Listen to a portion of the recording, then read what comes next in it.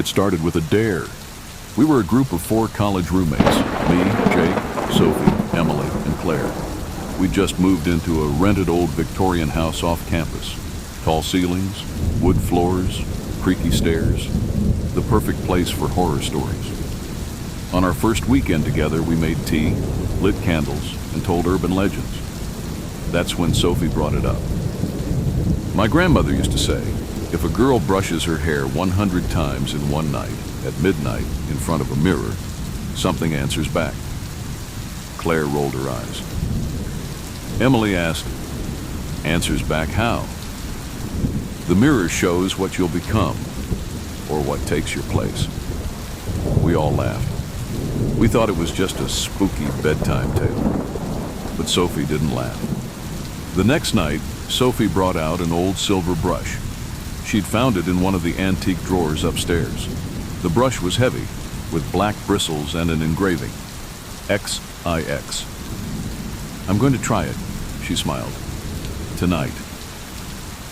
We didn't take her seriously, even when she set up a stool in front of the hallway mirror, even when she tied her hair back gently and said, don't interrupt me. I want to do it right. At exactly midnight, she began brushing. We stood nearby, half watching, half scrolling on our phones. 1 stroke, 2, 3. At 60, things got strange. Sophie's face looked distant, eyes unfocused, hand brushing slowly. At 75, the lights flickered. At 80, she started whispering. We couldn't understand the words, not English, not any language we knew. At 90, she started crying, but she didn't stop. We told her to stop. She didn't answer. 97, 98, 99, and then 100. She froze, hand in midair. Then she looked at us in the mirror. Except her reflection didn't. Her body turned to face us. But the mirror Sophie stayed seated, staring, smiling.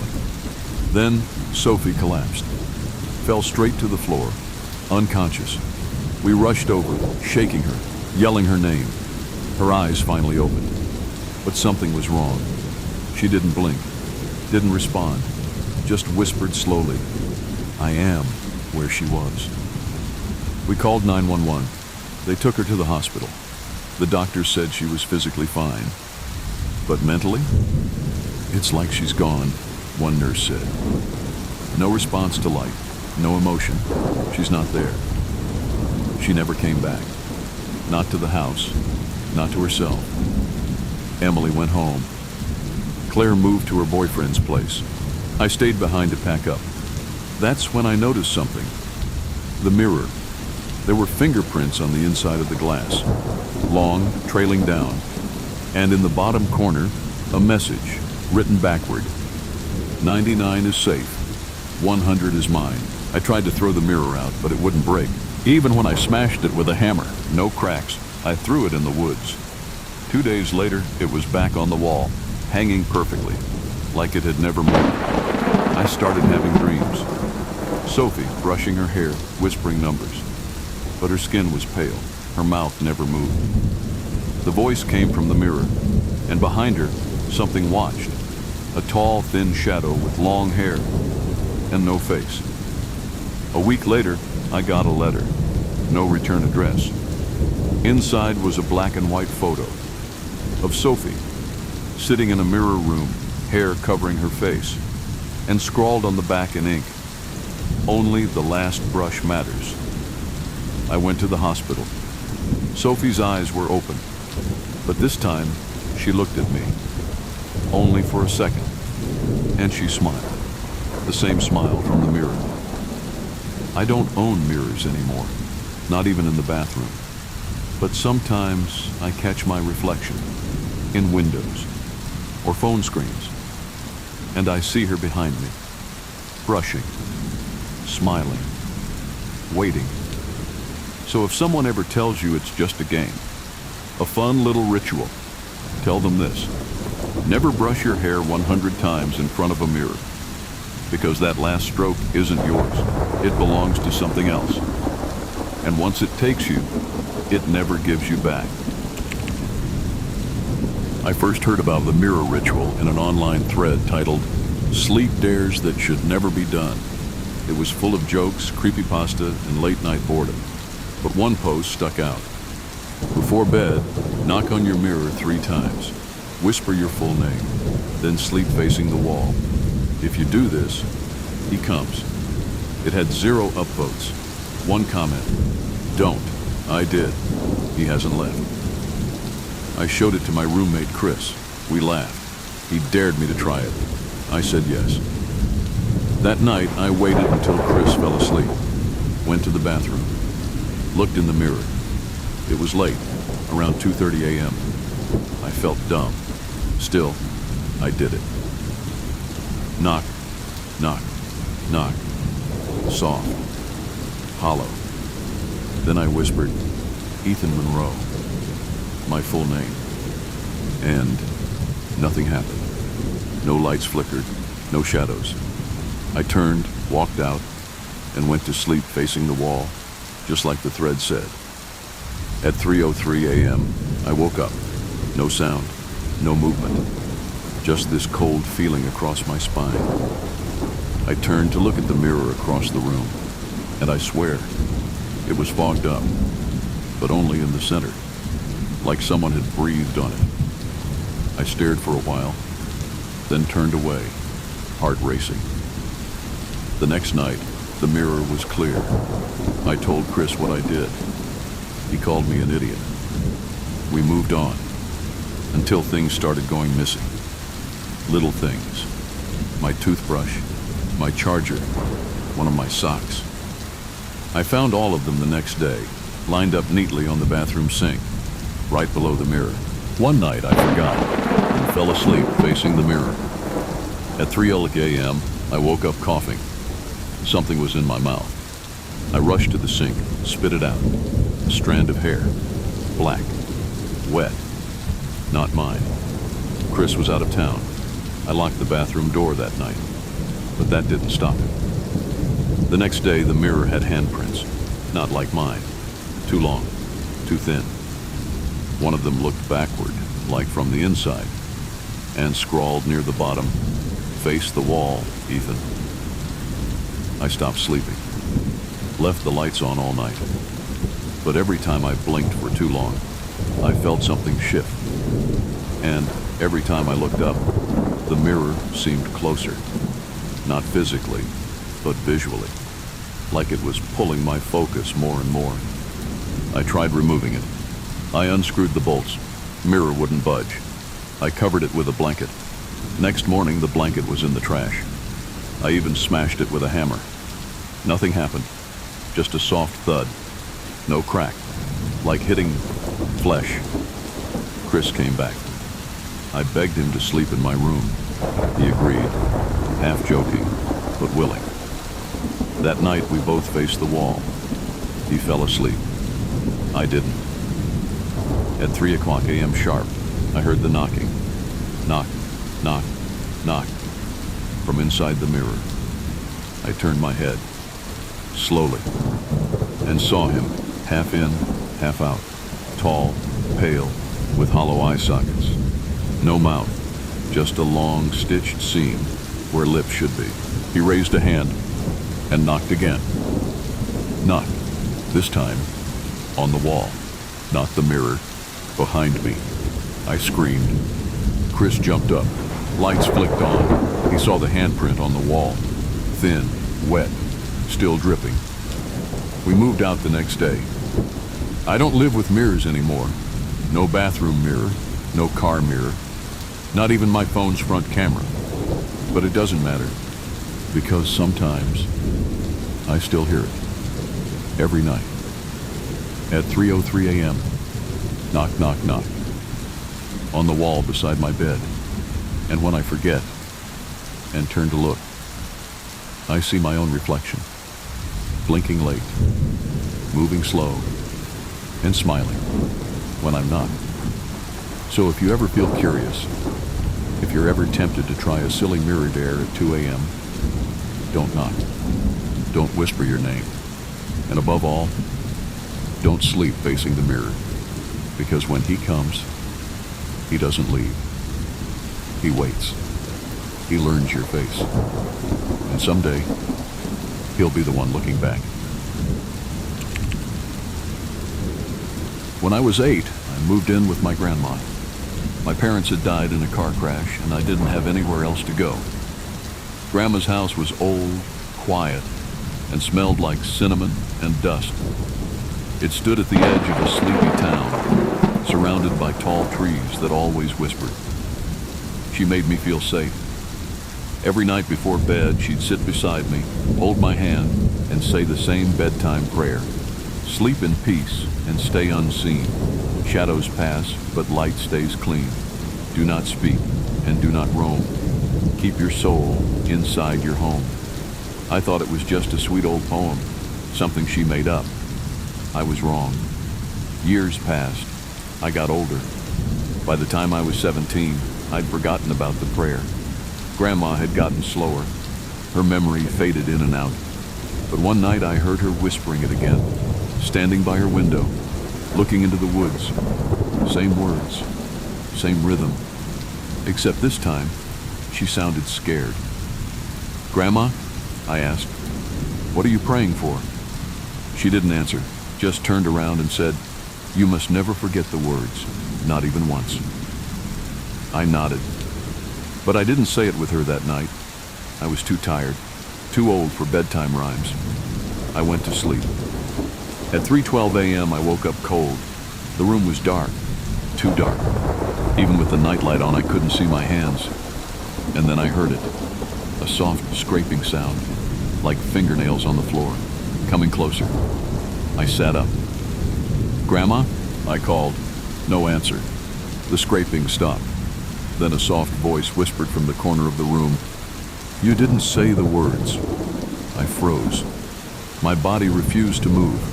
The air was thick, like syrup. The voice came again, closer now. "You broke the chain." I screamed, ran to Grandma's room. She was sitting up in bed, eyes wide, waiting. "It woke up," she whispered, "because you didn't speak." I tried to turn on the lights. They wouldn't work. Grandma grabbed my hand. "We only kept it sleeping with prayer. It's old, older than this house. It doesn't like being ignored." She pulled me down beside her and began chanting the bedtime prayer again. I joined in, my voice shaking. "Sleep in peace and stay unseen."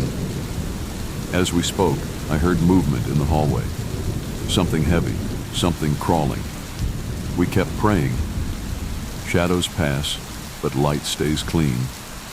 The door handle turned. Grandma gripped my hand tighter. "Don't look at it," she said. "If you see it, it sees you." We kept going. "Do not speak and do not roam." The door creaked open. Cold air poured in.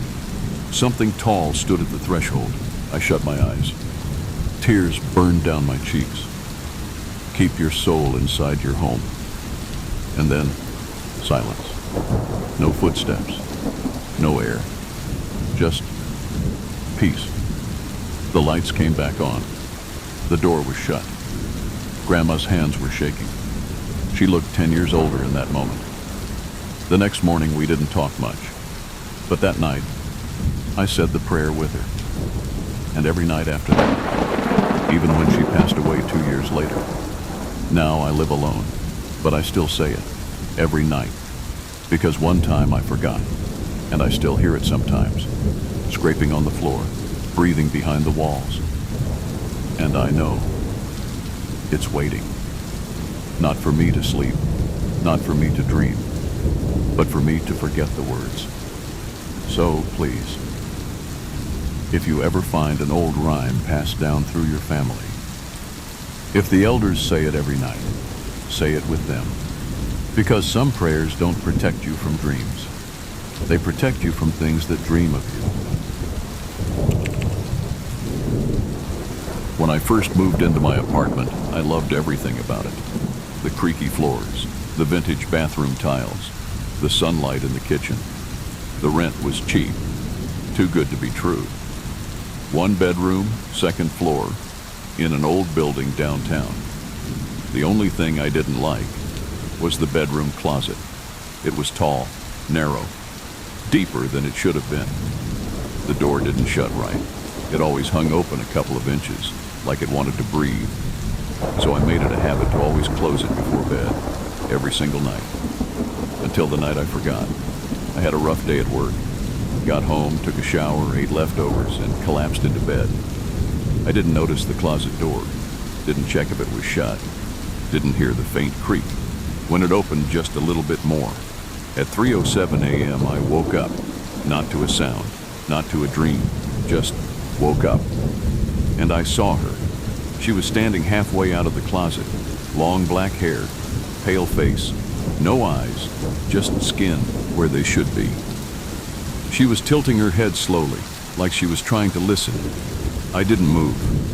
I didn't breathe. My entire body locked into place. Then she spoke, not with her mouth, but straight into my mind. "You forgot." I blinked, and she was gone. The closet was closed, just like it always was. The next morning, I told myself it was sleep paralysis, stress, imagination. But I started closing the closet again, carefully, every night. Even propped a chair in front of it for extra safety. That worked for a while, until the chair moved. I woke up one morning and found it across the room, facing the bed and the closet, open, only 2 inches, just enough to see nothing. That night, I triple-checked the door. I even nailed a wooden plank across it from the outside. Felt ridiculous, but safe. Until I heard knocking from inside the closet. 1 knock, then 2, then silence. I didn't sleep that night. I called a locksmith the next day and had the whole door sealed shut, permanently. But that night, I had a dream. I was inside the closet, pitch black, and someone else was there too, breathing. She whispered, "I never needed the door. I only needed you to forget." I started sleeping on the couch, covered the bedroom door with furniture. I didn't go near the closet again. Until last Friday. I came home and found the bedroom door open, furniture untouched, the closet still sealed. But in front of it, a note, old yellow paper, sharp handwriting. "Your memory won't save you. I only need you to blink." I checked the cameras. Nothing. No one had come in. No one had left. But that night I couldn't sleep. I sat up alert, watched every corner of the room, kept the lights on, and right at 3:07 a.m., I blinked. And when my eyes opened, she was sitting at the edge of my bed, smiling. Now, she doesn't wait for the closet. She follows me. To work, to coffee shops, to the corner of mirrors, always out of focus, always smiling.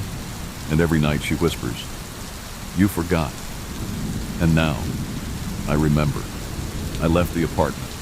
I stay in motels, move every week. No closets, no doors.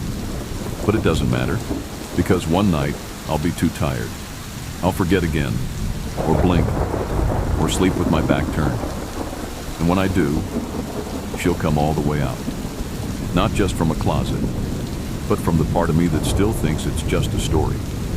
So if you're reading this, and your closet door is open, even just a little, go close it. Now. Not because she's there yet, but because you haven't forgotten yet. And once you do, she remembers. Forever. My brother Daniel has always been different. He's quiet, careful, the kind of person who always locks every door twice, even in the safest town. He doesn't go to parties. He doesn't watch horror movies. He doesn't even sleep in the dark. Instead, he sleeps with 7 candles lit around his bed, every night, no matter where he is. I used to think it was just a weird habit. Maybe it made him feel calm or something. Until I spent the night in his room. It was just one night. Our parents were away. I was visiting from college. He had the bigger bed, so we agreed to share. When I walked in, the lights were off, but the room glowed with warm candlelight. 7 tall candles, perfectly spaced. 3 on each side of the bed, 1 at the foot. I chuckled. Seriously? You still sleep like this? Daniel didn't laugh. He just looked at me, serious and pale. You can't blow them out. Not even one. Don't knock them over. Don't touch them. And whatever happens, don't sleep outside the circle. I blinked. What circle? He pointed to the wax drippings on the floor. It wasn't random. Each candle had dried wax lines connecting it to the others. A circle around the bed. I laughed again, nervous. Dude, what are you doing? Summoning ghosts? He didn't smile. No, I'm keeping one away. That night I couldn't sleep. Not because of the light, because of the sound. At exactly 3:15 a.m., I heard it. A tap on the window. Then two. Then scratching. From inside the wall, Daniel was already sitting up. Awake, staring at the ceiling. He didn't move, didn't speak. Then the closet creaked open. Not wide, just enough to make a sliver of shadow. I whispered, Daniel, what the hell is that? He shook his head. Don't speak to it. What is it? He looked at me, eyes tired, but scared. It comes when the lights go out. It waits outside. It hates the warmth. Suddenly, one of the candles flickered, and then went out. No wind, no movement. It just died. I stood up. Daniel grabbed my wrist, hard. Don't step outside the wax. My heart pounded. I couldn't look away from the closet. Something was in there, watching, smiling. A grin, so wide, so wrong. Daniel started chanting something, low, soft, like a prayer. I couldn't understand it, but the candle relit by itself, and the closet door slammed shut. The next morning, Daniel looked 10 years older. I made him talk, made him tell me everything. He said it started when he was 11. He found an old book in the school library. It talked about thresholds, places where spirits wait. Not ghosts, he said. Things that live just behind the dark. Not dead, not alive, just hungry. He tried one of the spells, just as a joke. It worked. Now it follows him. Only comes close when the fire is out. He tried sleeping in hotels. It followed. He tried electric lights. It laughed. But candlelight, it slows it down. It stays outside the circle, as long as the wax remains unbroken. I didn't believe it. Not until I tried sleeping in his room again, alone. I set up the candles like he did, followed the rules. Except, I was clumsy. One candle tipped over. The flame went out. I didn't hear footsteps, didn't see anything. But I felt breath on my neck, freezing. And then, a voice. One flame down, 6 to go. I screamed, lit the candle again. The room went silent. The air warmed. And I knew he wasn't lying. I asked Daniel why he never told Mom and Dad. He said he tried. They sent him to a therapist, then to a psychiatrist. Nobody believed him. But the thing kept coming. Only the candles worked. Now Daniel lives alone, in a cabin in the woods. No electricity, just candles. He won't let anyone visit. He says it's getting stronger. It talks more. It knows our names now. Last night I got a package. No return address. Inside was a small candle, half used, and a note, in Daniel's handwriting. If I stop writing back, light this, stay inside the circle, don't blow it out, and never sleep in the dark. I haven't heard from him in 3 days, and last night, at 3:15 a.m., I heard a knock on my window, once, twice, then scratching. I lit the candle, and I swear the scratching stopped, but not the smile. It's waiting, just outside the light. And if I ever forget to light it, it will step in.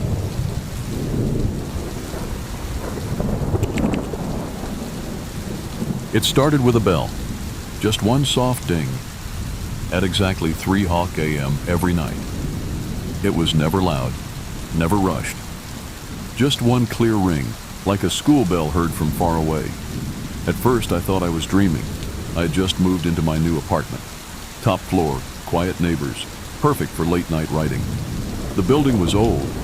You could feel the history in the walls. Wooden floors creaked, pipes hissed, but nothing bothered me.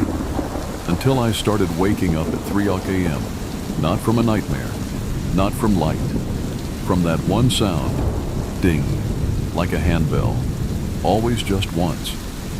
The first night I ignored it. The second night I searched the apartment. Nothing. By the third night I was half laughing at myself. I even wrote in my journal, woken up again by the 3 a.m. ghost bell. Still just one ding. Kind of peaceful, honestly. I should have taken it seriously, because that fourth night, it wasn't just a sound anymore. At 2:59 a.m., I was already awake, waiting for it. Ding. I listened. Silence. Then footsteps. Soft, slow, heavy. Like someone walking barefoot on old wood. But they were coming from inside the walls. They stopped behind the bedroom mirror. Then a knock. 3 slow knocks. I didn't move. I stared at the mirror. Nothing. I stayed frozen until morning. The next night I set an alarm for 2:55 a.m. Sat in bed, lights off, phone recording. 3 a.m. Ding! No footsteps this time, just humming. A low, scratchy tune, like someone singing from underwater. It lasted 1 minute, then silence. In the morning, I checked the audio, only static. But near the 3-minute mark, I heard it. A voice, faint and hoarse, answering. I decided to ask the building manager. His face went pale the moment I mentioned it. You live in 3B? Yeah? Why? You should have been told. That room's had history. He wouldn't say more, but he gave me a name. Margaret Levinson, the previous tenant. She died in the unit. Heart attack, they said. Alone.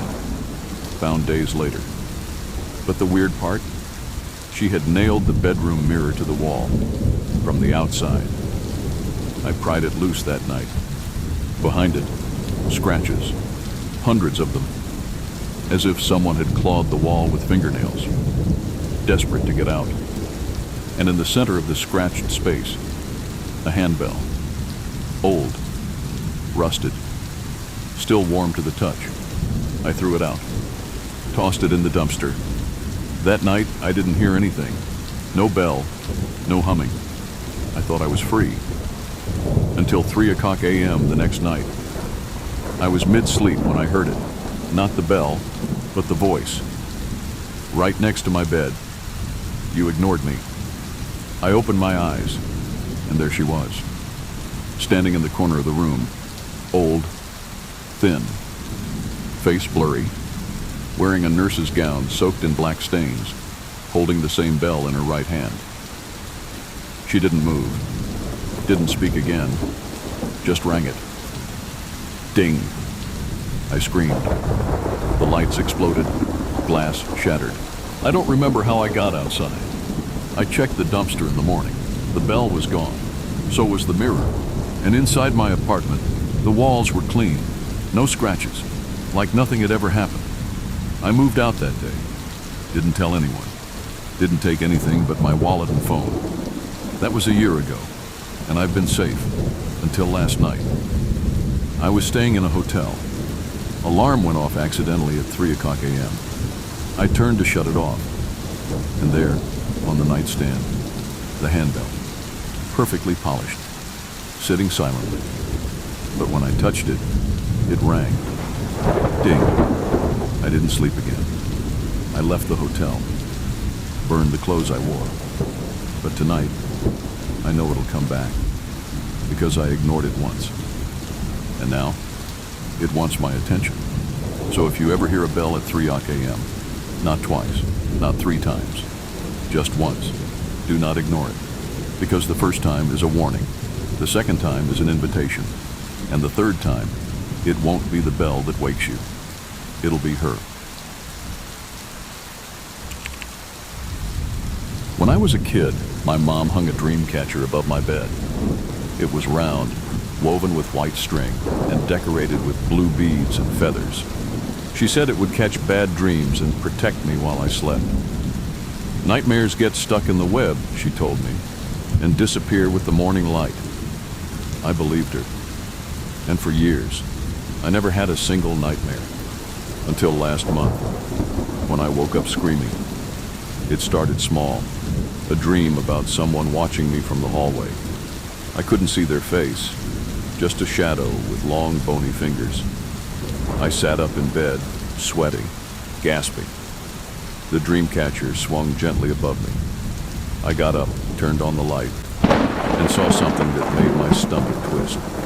A single thread had snapped, right in the center of the dream catcher. I didn't think much of it. Maybe it was old. I'd had it since I was 6. But the next night, I dreamed again. This time, I was trapped in a room with no doors, no windows, just a black figure crawling on the ceiling, whispering my name, over and over. I screamed myself awake. The dream catcher now had 2 broken threads. I tried to replace it, bought a new one from an online store, bigger, fancier, more colorful, hung it above the bed. That night, I dreamed of the old one. It was burning, and something stepped through the ashes, a figure made of smoke and teeth. "I'm free now," it said. When I woke up, the new dream catcher had been torn in half, lying on the floor. I called my mom. The next morning, she listened quietly, then asked one question. "Did you ever thank it?" "What?" "The dream catcher. It protected you for years. Some spirits, if you forget them, they remember." I laughed nervously. She wasn't joking. "Fix the old one," she said, "and apologize." That night, I took the old dream catcher from the closet, sat at the kitchen table, and tried to mend it. It was harder than I thought. The threads kept snapping in my fingers, and the whole time, I felt like I was being watched. At 3:03 a.m., I fell asleep at the table, and this time, I didn't dream. I woke up inside the nightmare. The hallway was endless. The lights flickered. The walls were covered in webs, not spider webs, dream catcher threads, torn and stretched. And at the end of the hall stood the figure. No eyes, no skin, just smoke and whispers. It raised a hand, snapped its fingers, and I fell through the floor. I woke up in my bed, but something was wrong. The air smelled like smoke. My feet were dirty, like I'd been walking through ashes. And worst of all, the dream catcher was gone. Not torn, not broken, just gone. I searched the entire apartment. Nothing. But every night since then, the dreams have gotten worse. Now, it's not just nightmares. It's the same place, every time. The hallway, the whispering, the smoke man. He's learning my name, getting louder. I stopped sleeping, went to sleep clinics, doctors, therapists. They gave me pills. But I know the truth. He got out. The dream catcher didn't just catch nightmares. It held something. And now, it's loose. 3 nights ago, I found a feather on my pillow. Blue, burned at the tip. Last night I woke up with webbing on my hands, thin strands wrapped around my fingers. And on my mirror, a message written in ash. Let me finish the dream. I'm writing this from a hotel room. I've taped every corner with salt, lit sage, burned incense, everything I could find online, but it's no use. He's already in my dreams. And soon, I won't be waking up. So, if you have an old dream catcher hanging above your bed, don't throw it out. Don't ignore it. And if a thread ever breaks, fix it. Say thank you. Because some nightmares don't come from your mind. They come from somewhere else. And once they escape, they never stop dreaming. until you become part of the nightmare. When I was 12, my mom tucked me in every night. Same routine. She kissed my forehead, turned off the light, and said, "Good night, sweetheart. I love you." I'd say it back. She would smile, then step out. About 10 seconds later, from behind the door, she'd say it again, just softer. "Good night." I don't know why she said it twice. Maybe it was habit. Maybe comfort. I never asked. Until the night I only heard it once. That night was cold, quiet. Rain tapping against the window like tiny fingers. I was reading under the blanket when Mom came in. She smiled. "Time to sleep, sweetheart." Kiss on the forehead. Lights off. "Good night. I love you," I replied, just like always. Then she walked out. I waited, counted. 1, 2, 3, 10. But no second. "Good night." Just silence. At first I thought she forgot. I tried to sleep, but something didn't feel right. It was too quiet, like the whole house was holding its breath. I got out of bed and peeked into the hallway. It was empty, but I could see the living room light was still on. I walked toward it, expecting to find Mom watching TV. Instead, she was standing at the front door, frozen, like a statue. Her hand was on the doorknob. She turned slowly when she heard me. Her face was pale, eyes wide, like she'd seen a ghost. "Did you hear it?" she asked. My stomach turned. "Hear what?"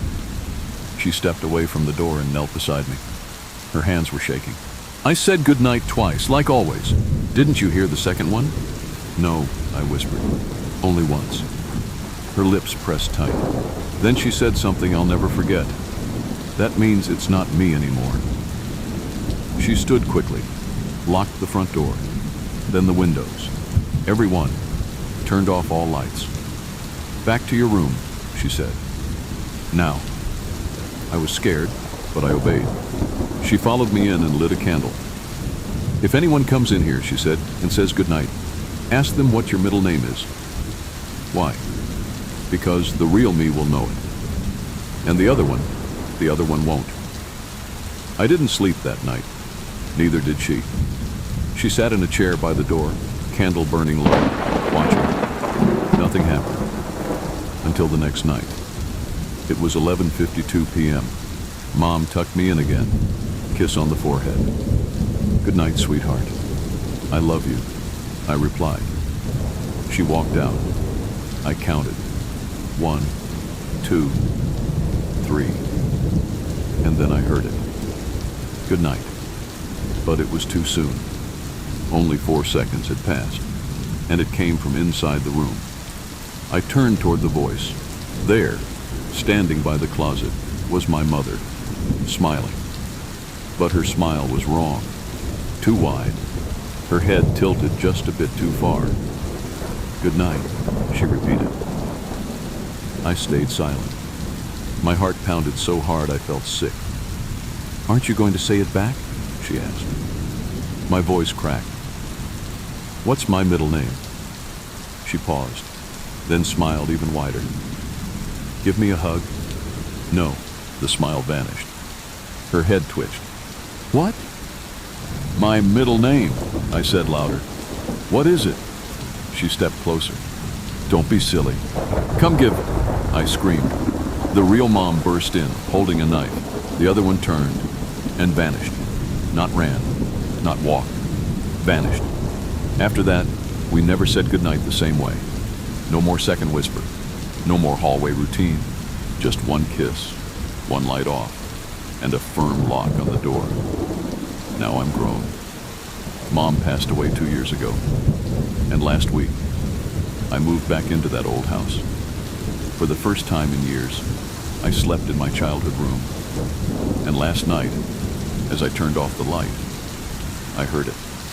Soft, just outside the door. "Good night." I froze. My heart dropped. I hadn't said anything. No one was home. And then, from the hallway, the voice came again. "Sweetheart, aren't you going to say it back?" I whispered the only thing I could. "What's my middle name?" Silence. Then, footsteps. Slow, dragging, coming toward the door. Now I sleep with a candle beside me. Knife under the pillow. Because when someone who looks like your mother says goodnight, you better hope they remember who you are. Or else, they're not saying goodbye. They're saying it's their turn.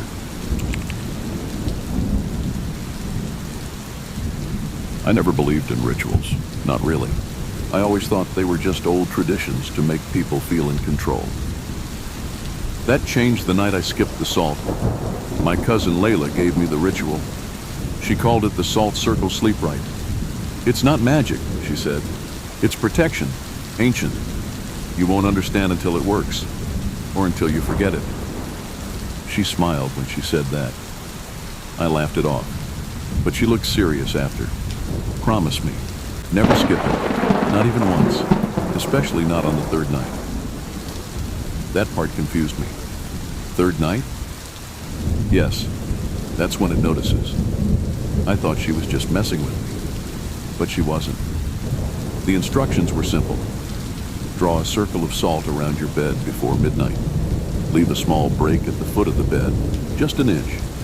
Keep a pinch of salt under your tongue when you fall asleep. Never sleep outside the circle. Never skip a night once you begin. I tried it as a joke the first night. Used regular table salt. Even posted a photo online with the caption, "Witch-proof bedroom vibes." The second night, I did it again, just for fun. Nothing weird happened until the third night. I was tired, had a headache, didn't feel like dealing with the mess of salt. So I skipped it, brushed the leftover grains under the bed, lay down, fell asleep quickly. But at exactly 3:12 a.m., I woke up cold. The kind of cold that feels like it's coming from inside you. I sat up, and I saw it. A trail of salt, dragged, like fingers had scraped through it, from the closet to my bed. But I hadn't poured any that night. That meant it was left over from before, and something had walked through it. I got out of bed slowly. The air was heavy. I turned on the light. It didn't work. Flickered, then died. In the corner of the room, I heard breathing. Raspy, fast, like something trying to copy how humans breathe. I grabbed my phone, turned on the flashlight, swung it toward the closet. Nothing. But when I turned to the foot of the bed, there was a footprint in the dust. Long, thin, not human. I backed away, and my phone slipped from my hand. The screen went black. That's when I heard it. A voice, low, hungry, no salt, no rules. I ran, sprinted to the kitchen, dumped the entire salt container into my hands, ran back, threw salt across the floor, around the bed, in every direction. I didn't care about the mess. I just wanted it gone. The air shifted. The room warmed slightly. The shadows retreated. I collapsed in the middle of the salt, shaking. I didn't sleep again that night. The next morning, the salt was gone. All of it. Like it had never been there. Except for one thing. On my pillow was a message, written in grains of salt. "You skipped once. Next time, I won't." Since then, I've done the ritual every night, no matter where I am.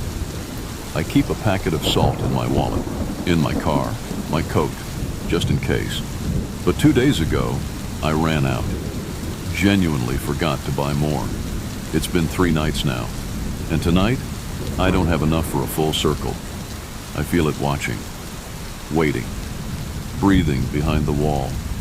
I poured what I had under the bed. And I'm sitting here now, typing this, surrounded by only half a ring of salt. If I fall asleep, it might come. If I stay awake, I'll lose my mind. But I want you to remember something. If someone gives you a ritual, do it, respect it, Because once you invite something in, the only thing keeping it out might be the thing you thought didn't matter, like a circle of salt. I've always had trouble sleeping anywhere but my own bed. My apartment is small, quiet, and just the way I like it. My bedroom is my safe space. Same mattress, same warm blanket, same pillow I've had for 4 years. It's flat and a little lumpy, but it's familiar. That kind of comfort you don't think about until it's gone. The first night I noticed something was off, I thought I was imagining things. It was a Thursday. I came home late from work, exhausted, didn't even eat dinner. Just threw myself on the bed and passed out. Around 3 a.m., I woke up suddenly. Not because of a noise, because my head felt higher than usual. Softer, cooler. I sat up confused, and that's when I looked at the pillow. It wasn't mine.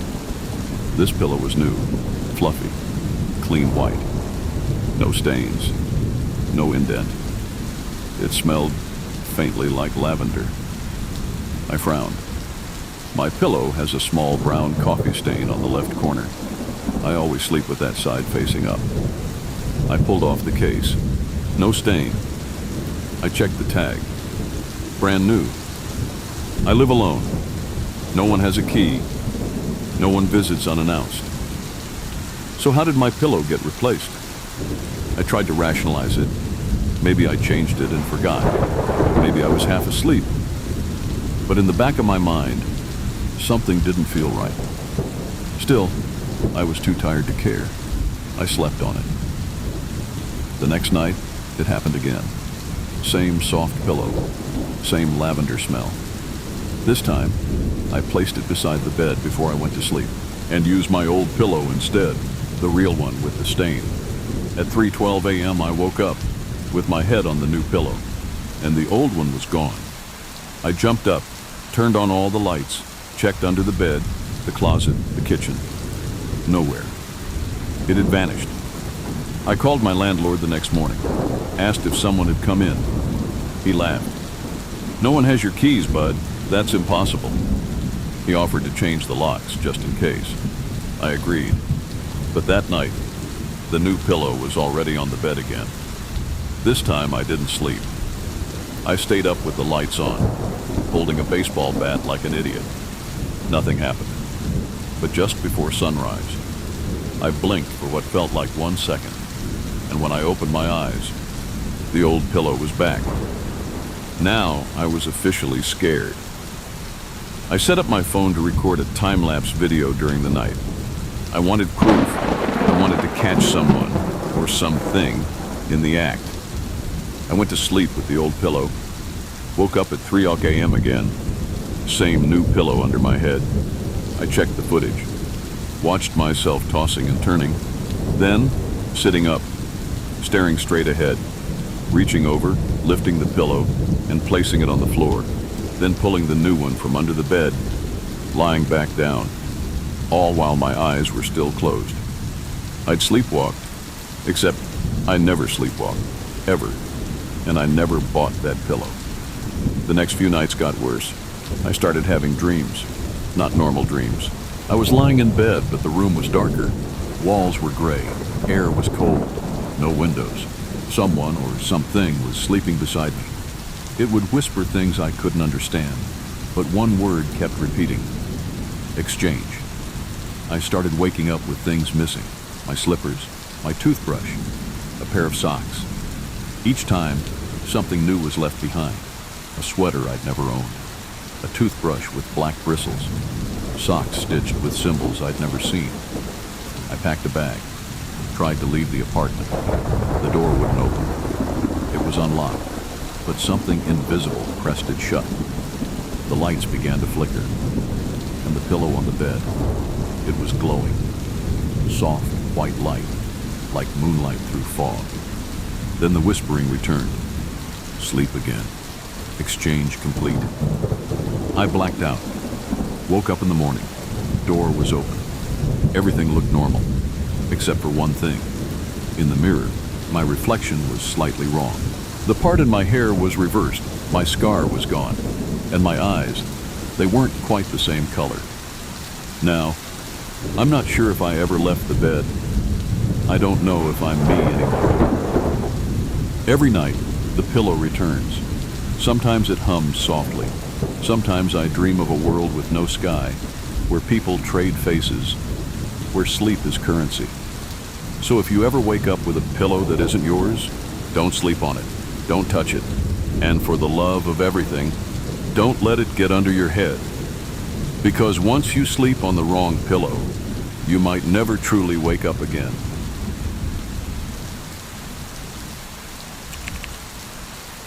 It began with a single red stain, small, coin-sized, barely noticeable. It was a Tuesday morning.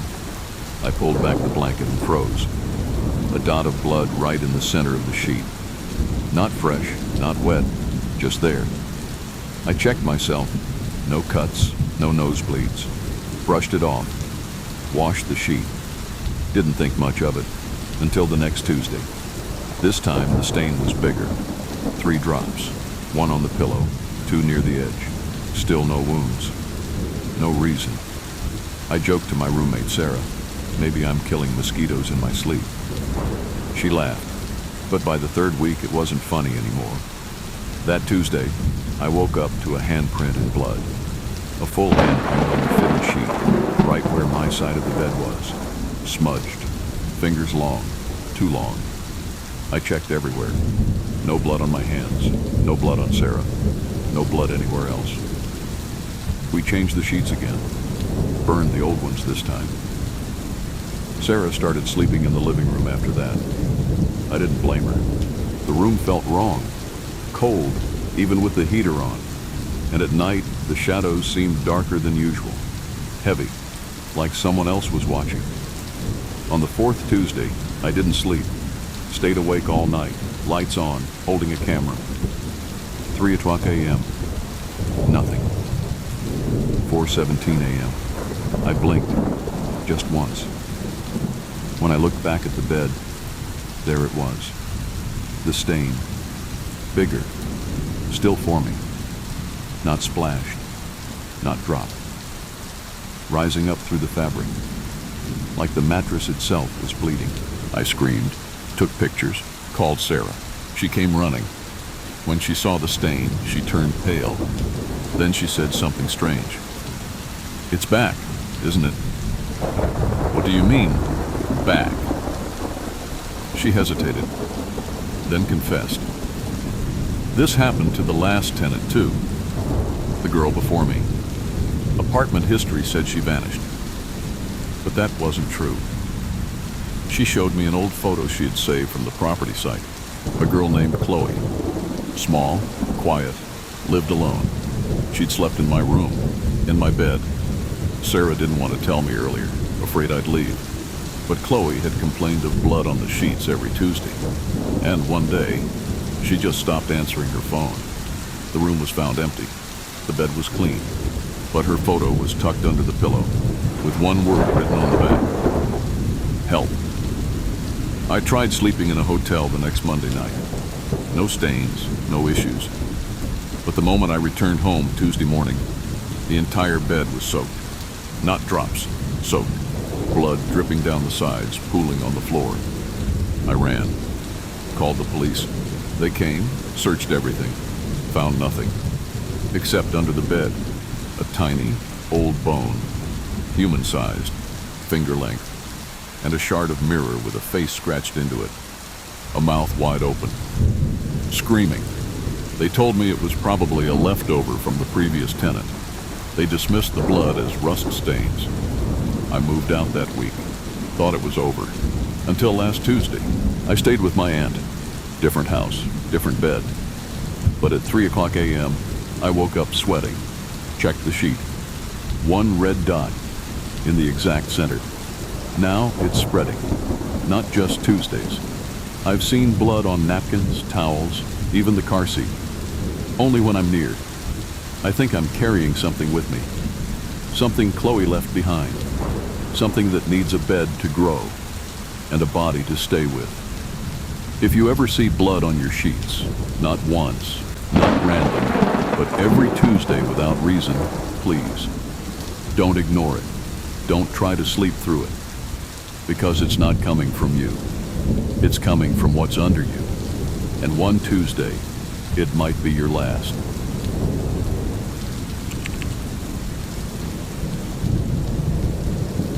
When I was 7, I got a teddy bear from my grandmother. He was brown, with a stitched red scarf and a small patch on one eye. I named him Charlie. He didn't talk. He didn't move. He just sat on my bed, soft and safe. I carried him everywhere. He was my best friend. But things change, and what was once comfort became terror. I'm 24 now. I live alone in a quiet apartment. No toys, no clutter. But last month, while helping Mom clean out Grandma's attic, I found Charlie again, covered in dust, stitched eye still there, faded scarf still red. Something pulled at me, a strange wave of warmth and sadness. I brought him home, put him on the shelf. Didn't think much about it until that night. At 3:11 a.m. I woke up.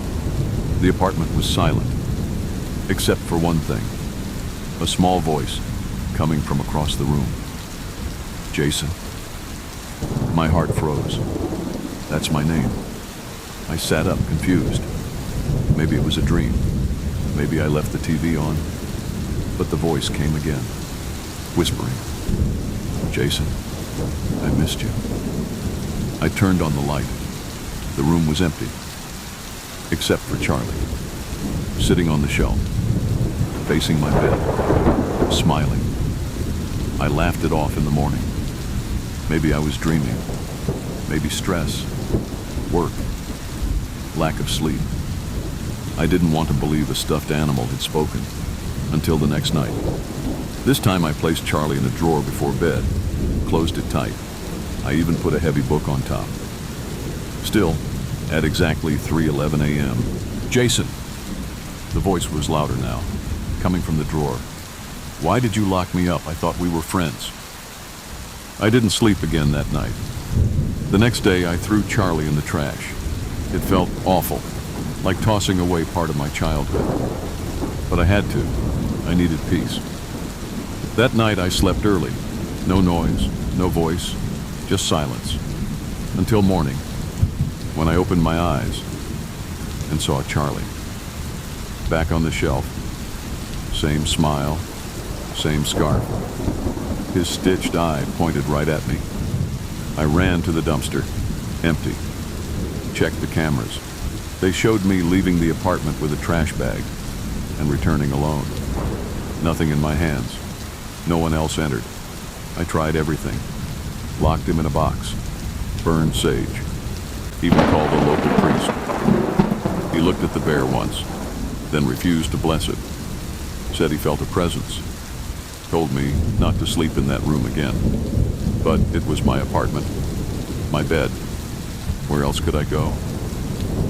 That night, I set up a voice recorder beside the bed, slept with the lights on, Teddy in the living room. Next morning, I checked the recording. Most of it was quiet, until 3:11 a.m. That's when I heard it. Footsteps, slow, soft padding, like little feet on the floor. Then the voice. Jason, you're not being nice. I just want to play like before. Let me sleep next to you again. Then, a dragging sound. The recorder fell. Static. Nothing more. I found the recorder under the bed. Scratched. Bent. As if something had grabbed it. Charlie? No. Not Charlie. Not anymore. I called Mom. Told her everything. There was a pause. Then she said something I'll never forget. Jason, that Teddy never had a voice box. What? When I gave it to you, there was no battery. You used to pretend it talked, but it never could. Not really. I checked again. Tore it open. No wires. No battery pack. Just cotton. And deep inside, tucked behind the stuffing, a small, yellowed note. He remembers. He listens. He becomes what you need, even if you forget him. Now, he doesn't just say my name. He hums lullabies I haven't heard since childhood. He whispers secrets I've never told anyone. Last night, I woke up with him in my arms, even though I had locked him in the car trunk. His voice was louder, angrier. Why do you keep pushing me away? We were best friends. I don't know what Charlie is. A spirit? A fragment of childhood, twisted by memory? Something older. All I know is, every night at 3:11 a.m., he speaks. And every time I ignore him, he gets closer. If you have an old toy that starts talking, one that should never speak, don't respond. Don't answer back, because once it knows you're listening, it never stops.